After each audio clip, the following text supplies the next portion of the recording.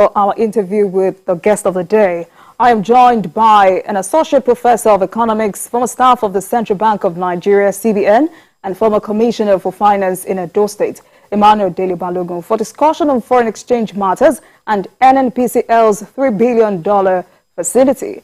Professor Balogun is also a former Director General of Abuja Chamber of Commerce and Industry, as well as consultant to West African Monetary Institute and ECOWAS on evolving West Africa monetary zone and eco currency. Thank you so much for joining us, Prof. Thank you. Thank you. All right. So, Prof, let's start with the issue of volatility in the foreign exchange market in Nigeria. Why has it become so volatile?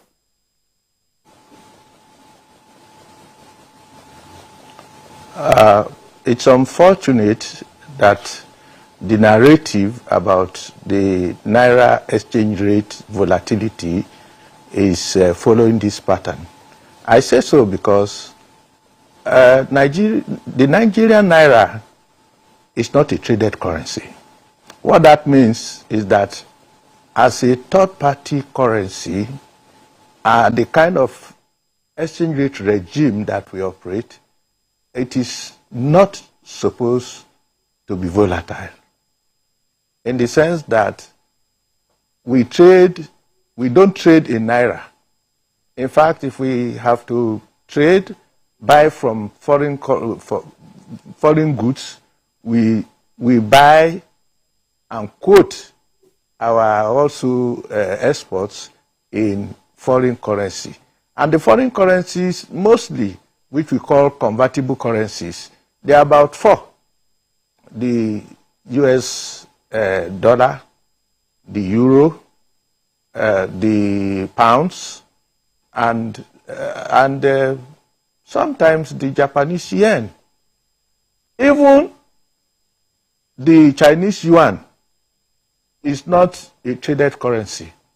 So what that means is that you cannot be discussing and talking about volatility of a currency that is not internationally quoted. So this is one of the wrong narrative that is being propounded here. So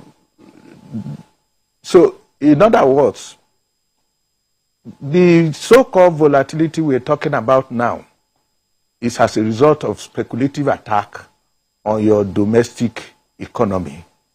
Speculative attack in the sense that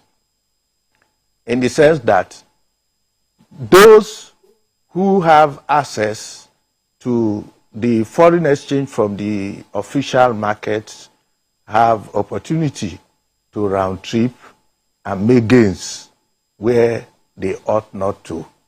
And the situation is still the same today.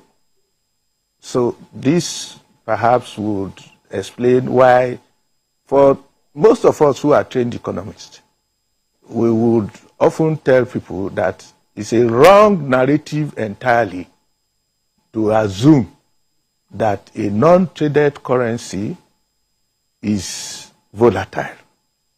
It cannot be volatile because by the exchange rate regime globally, you are a third-party currency, a non-traded currency, a small country currency, which means your currency supply and demand cannot affect prices globally. So that is the right narrative. So, Prof, we have also seen that the Naira dips further in value against the dollar in the midst of petrol subsidy removal. What is the nexus between oil markets and Forex in the country?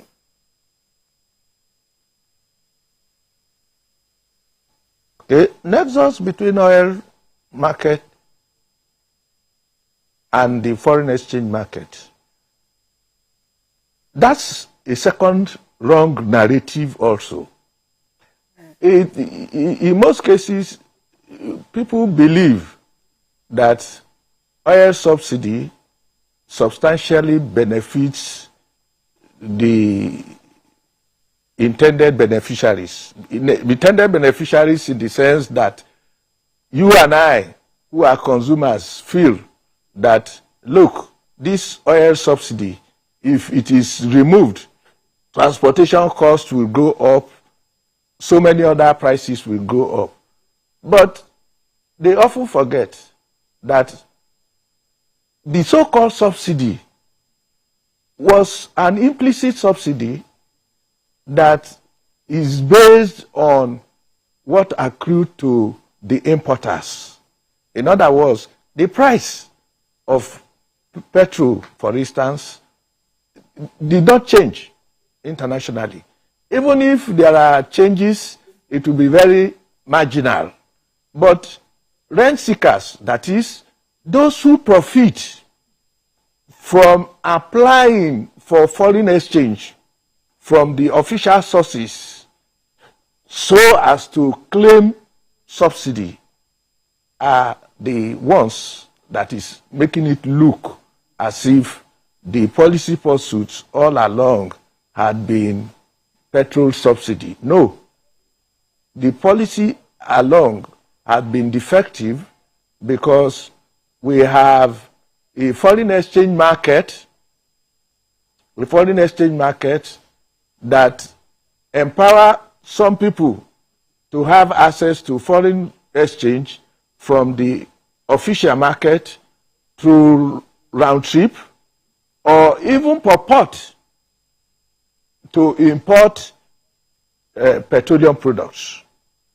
I say purport because when you operate an import licensing procedure, which was given to the major importers, what you are saying, and it's unfortunate that the petrol subsidy is on top, but sincerely speaking, most of the beneficiaries, companies, multinationals, importers, exporters, who directly benefit from the subsidy, they are actually benefiting from the exchange rate subsidy, not petroleum price subsidy.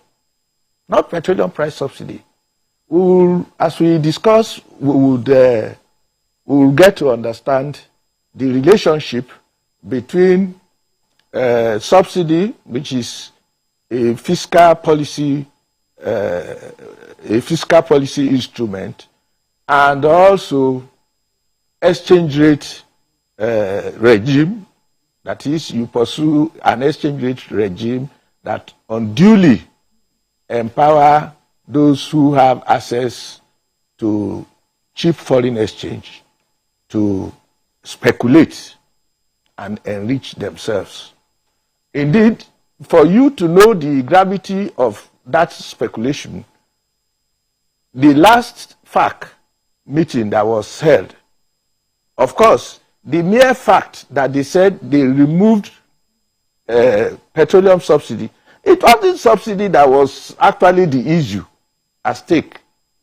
What was the issue at stake is that each time you go to the Federation account, when it is time to go there, the federal government would apply to monetize part of their reserve. That is, monetize about 3 billion part of your reserve.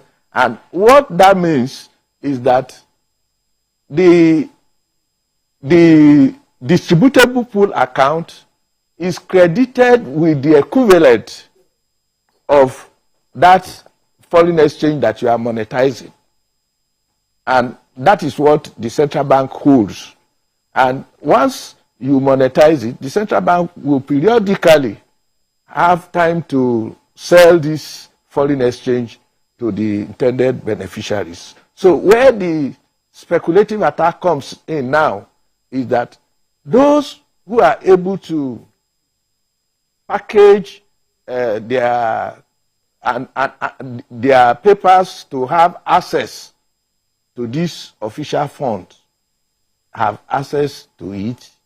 And since we are also a country that we are reputed for operating a Dutch auction market for foreign exchange. We are one of the very few in the whole world that have a dual market, that is a Dutch auction market, where you actually auction a third-party currency in your own domestic economy. It's tantamount to dollarization, and economies that have gone that way, they have failed woefully. All right. So, Prof, I mean, when this new administration unified the Forex windows, many thought the depreciation of the Naira will reduce. But why has the value of the Naira continued to fall?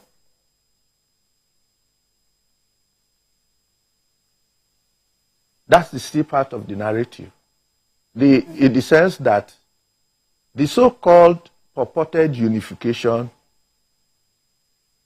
means nothing if you have a market where you have a dual market, dual foreign exchange market, which runs pari passu.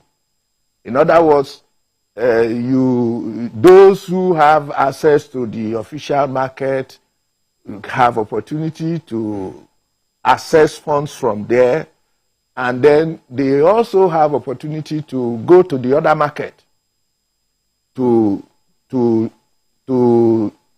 exchange it for higher gains. The reason I say so, that's the major source of the problem in the economy, is that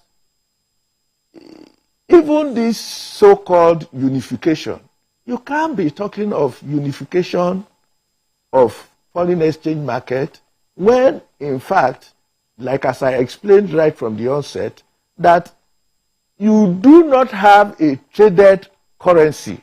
Naira is not quoted in the euro-dollar market. It's not quoted anywhere. And therefore, it's nebulous for somebody to come up and say you are unifying Naira rate with the dollar rate. What indeed we attempted to do, and which we need to do very well, is that we are merging the two markets, that is the autonomous market with the official market. And in a situation where you do that, what you need to do is to determine what we call the appropriate exchange rate mechanism. That is, that exchange rate which you think is the ultimate value that can stabilize your economy, and you fix it at that. In other words, you will operate a fixed exchange rate system which will give you an ample opportunity to have an independent monetary policy. If you fail to do so, it will continue to slide. And the reason it slides is that those who bought from one market at the lower, at a fairly reasonable rate, will want the exchange rate not to fall below their purchase price. They probably will target the other market where they are likely to make some exchange rate gains. And so this is why the narrative is a little, I feel uncomfortable, because even trained economists, even when they come on stream, they follow the same narrative. I want to place it on record that, look, the Naira is not a traded currency. It's not a traded currency. And therefore, and the Naira, apart from not being a traded currency, it also means it's not a convertible currency, which means if you must toy with your exchange rate regime, you will do so with the intention of probably shielding your economy from the adverse consequences of volatility in global markets. But not the way we are doing it now. All right. So, I mean, it's interesting to see how many more wrong narratives you still need to help us correct this evening. But, Prof, let's quickly talk about round tripping. What can the country do to stop this?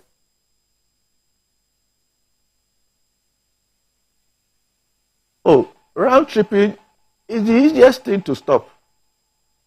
When you say so, people will just wonder, why do you say it's easy? Look, if you have a dual market, all you simply do is go on and maintain a fixed exchange rate system. Now, people will say, and apologies, I mean, people, IMF and my colleagues and some others will tell you, oh, why are you going that way? Yeah, you go that way because if you fail to do that, you will have crisis domestically. And the domestic crisis emanates like this. Now, what most people often fail to realize is that we are looking at the short end of foreign exchange transaction, especially of the counter sales as the major thing. I can tell you that the parallel market and of the counter sales of foreign exchange may in fact not be more than 10% of the aggregate supply and demand to the market. Which means if that is the situation, then the problem is not much of how you want to manage the exchange rate. The problem is what is the implication of financing foreign exchange transaction domestically, because there is a direct linkage between offering foreign exchange for sale in your domestic economy and your domestic money supply and access to money. Let me explain. I often give this example in class that for a long time, let's assume that the landing cost of a bag of rice is $30. I'm just giving us an example. And you can be sure in the international market, this price had remained at $30 for more than 2-3 years. If you hear of international inflation, maybe 2-3%, 3% on $30 is a mere cents. So what it means is that if an importer who, when the exchange rate was 200 or 300 naira to a dollar, would have paid 300 times 30, which is 9,000 naira, they may be CIF or free on board, FOB. Now, if you unilaterally, as a nation, devalue your currency, what it means is that whereas this bag of rice will still be landing at $30, that $30 will translate in today's arithmetic at 1,000. If it is 1,000, if it is, let's even say 600 naira to a dollar, the price moves from 9,000 to 18,000. If it is at 1,000, the price moves from... Now, the implication is that for most foreign exchange transactions, it is tied to cash advance deposit, parking credits from the commercial banks,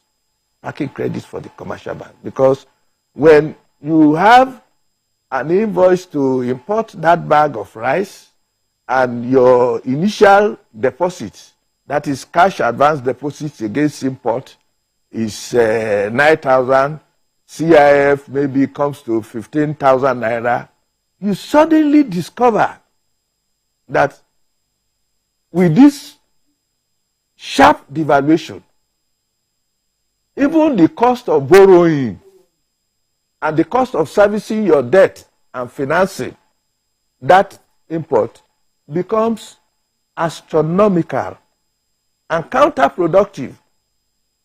Therefore, it is foolhardy to suggest that availability of dollars, export and import would actually determine the prices, domestic prices. No, it won't be. And it is not the volatility of, it is your internal domestic policies, that is, your unilateral decision as a country to devalue your currency. That is the issue. Prof, I mean, earlier you said the reasons behind this volatility is speculative attack on domestic economy. And now that CBN has vowed to crack down on currency speculators, how you advise the Apex Bank to go about this?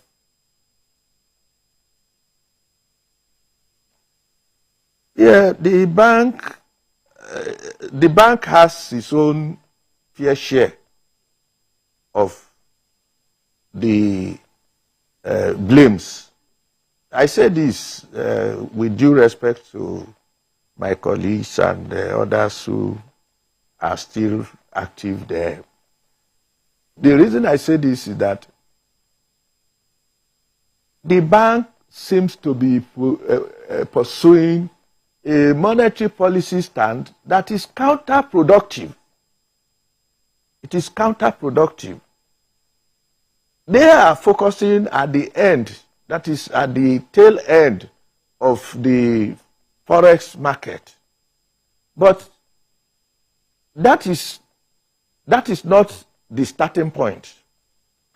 The starting point is, if you pursue a policy that leads to deliberate devaluation of your currency, what that means is that you require more volumes of naira to purchase very few dollars.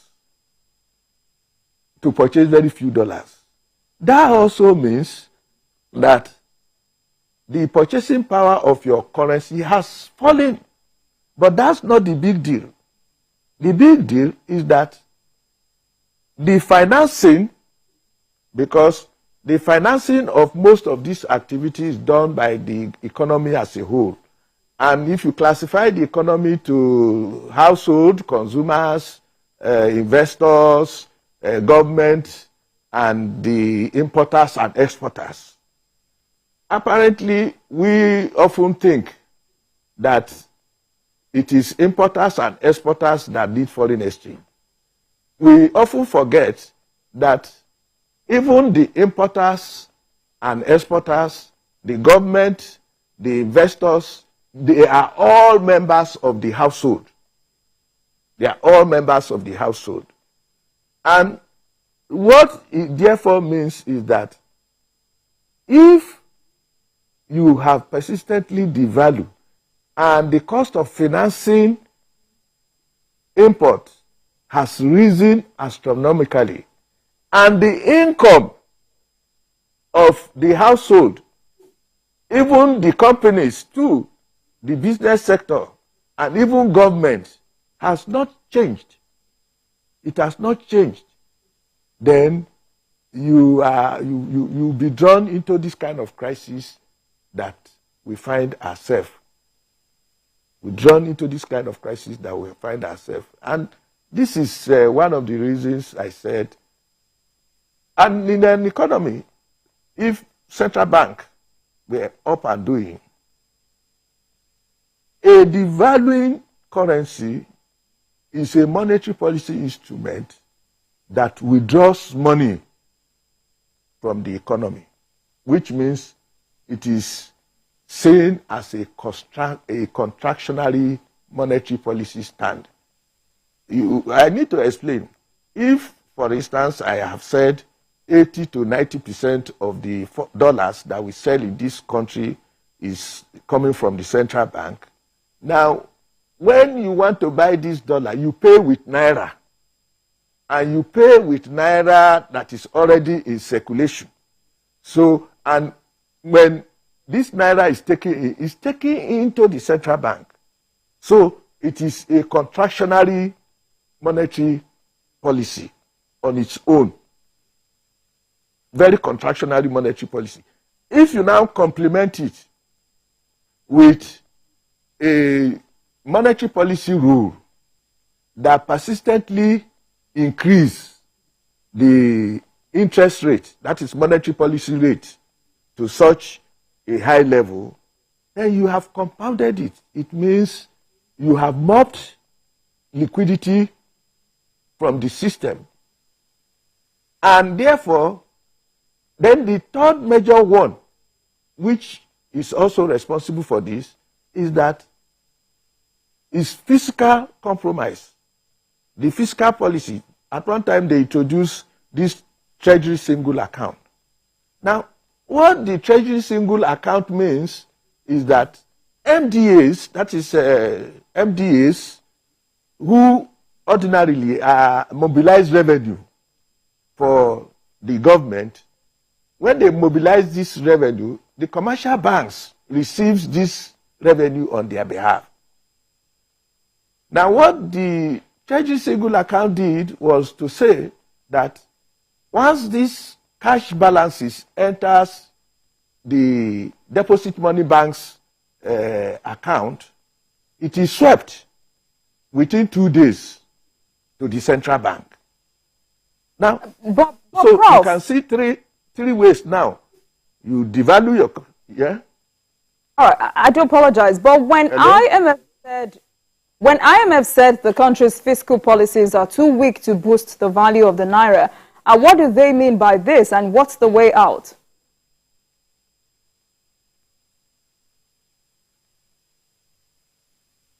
That's what I'm saying, that the IMF narrative is also wrong and complicit, because the IMF know that by their annual report on exchange rate arrangements and the exchange rate arrangements for countries, they do know, and they know that Nigeria's exchange rate regime, and that's why they have been reluctant to give us loan. Do you know why? They know that our reserve, our foreign reserve, can support more than 8 months of imports. What that means is that they know that left alone, without speculative attack on our economy, our balance of trade is sufficient to support LCs of 90 days. That is the average monthly imports for 90 days. And that means we are doing well. That's why we have reserves and the rest of it. So why I say they help to propagate this wrong narrative is that the IMF forgot they had championed this devaluation all along. And wherever this gospel of devaluation had been preached, they have failed woefully, because they failed to realize that it is devaluation will pay. Countries that have capacity to export, okay, and they are actually exporting, and countries whose domestic resource content of their production is very high. When I mean by domestic resource content of your production is high, I mean that you can evaluate me or any of us here now, and one simple arithmetic way of valuing that is that you can value yourself, or even the food you are taking today, or yourself, or as I'm sitting here, and you start from the glasses I'm wearing, from the cap, from the cloth, from the shoes and the rest of it. What percentage of it is actually made in Nigeria? So what that means is that for every 1 naira income that we make, that I make, I probably am spending 100 naira, I'm spending 80 naira first to buy foreign exchange. First to buy foreign exchange, because I cannot consume foreign goods except I buy foreign exchange. So this is why I'm saying that it's the wrong narrative. IMF know that there is no universal rule about exchange rate regime. There's no universal rule about exchange rate regime.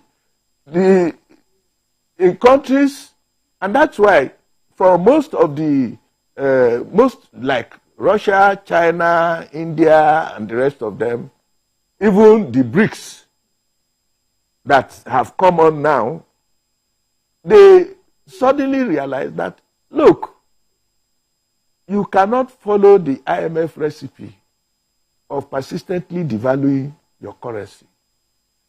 You have to fix it. And then the second major thing is, please, why do you have a voracious appetite for foreign goods? Why? And the height of this criminality, I'm happy I didn't want to approach it from that angle, is you look at ourselves. In this country, you wanted to provide subsidy. You provided subsidy for importers. You did not provide subsidy for producers, especially in the petroleum sector. Prof, Prof, that's the yeah. Prof, that question you asked is a $1 billion question for all Nigerians. But let's take this break. We need to take a break, and this conversation